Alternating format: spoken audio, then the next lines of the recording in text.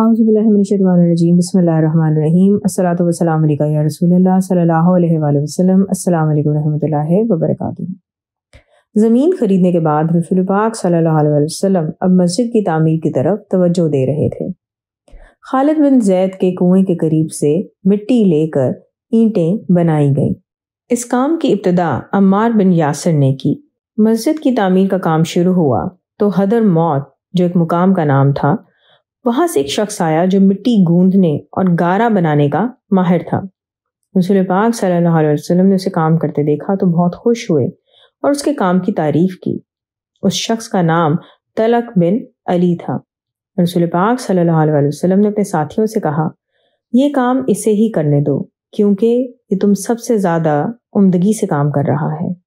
اللہ تعالیٰ اس شخص پر رحم فرمائے جو جس کام کو کرتا ہے خوبصورتی سے کرتا ہے۔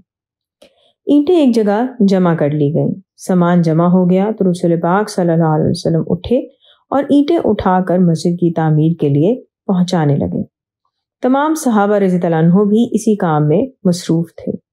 اینٹیں اٹھانے کی وجہ سے مٹی لگنے سے رسول پاک صلی اللہ علیہ وسلم کے کپڑے میلے ہو گئے۔ رسول پاک صلی اللہ علیہ وسلم کو اینٹیں اٹھا کر لے جاتے دیکھ کر اسید بن حدیر نے رسول پاک صلی اللہ علیہ وسلم سے کہا کہ اللہ کے رسول صلی اللہ علیہ وسلم یہ اینٹیں مجھے دے دیجئے، میں لے جاتا ہوں۔ رسول پاک صلی اللہ علیہ وسلم نے فرمایا، تم جاؤ اور مزید اینٹیں اٹھا لاؤ، تم اللہ کی رحمت کے مجھ سے زیادہ امیدوار نہیں ہو۔ عمار بن یاسر ایک وقت میں 2 اینٹیں جبکہ باقی تمام لوگ ایک وقت میں 1 اینٹ اٹھا کر لا رہے تھے۔ عمار بن یاسر کہتے تھے کہ میں ایک اینٹ اپنے حصے کی اٹھا کر لا رہا ہوں اور دوسری رسول پاک صلی اللہ علیہ وسلم کے حصے کی۔ سبحان اللہ۔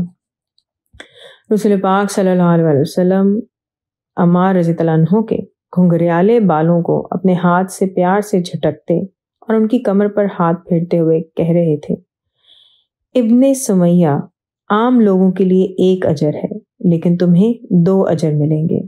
عمار میری آنکھوں اور ناک کے درمیان کا چمڑا ہے، اس کا مطلب ہے کہ وہ مجھے بہت عزیز ہے۔ مسجد کی تعمیر میں سب لوگ بہت شوق سے حصہ لینا چاہتے تھے، اسی وجہ سے یہ فیصلہ کیا گیا کہ مہاجرین اور انصار ایک دن مسجد کی تعمیر میں حصہ لیں گے اور ایک دن اپنے روزگار کی تلاش کریں گے۔ رسول پاک صلی اللہ علیہ وسلم نے حضرت علی رضی اللہ عنہ سے فرمایا، علی، ایک دن تم ہم دونوں کے لیے روزگار کی کوشش کرو گے اور ایک دن یہ کوشش میں کروں گا۔ تو حضرت علی رضی اللہ عنہ نے کہا کہ اللہ کے رسول صلی اللہ علیہ وسلم مسجد کی تعمیر کے لیے آپ کی موجودگی ضروری ہے، اس کے علاوہ روزانہ لوگ آپ صلی اللہ علیہ وسلم سے ملنے کے لیے آتے ہیں۔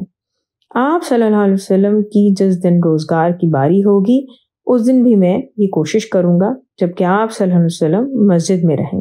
رسول پاک صلی اللہ علیہ وسلم نے حضرت علی رضی اللہ عنہ کی یہ پیشکش قبول کر لی اور حضرت علی رضی اللہ عنہ نہ صرف اپنے روزگار والے دن بلکہ رسول پاک صلی اللہ علیہ وسلم کی باری والے دن بھی کمانے کی بھرپور کوشش کرتے۔ الصلاۃ والسلام علیکہ یا رسول اللہ صلی اللہ علیہ وسلم۔ السلام علیکم ورحمۃ اللہ وبرکاتہ۔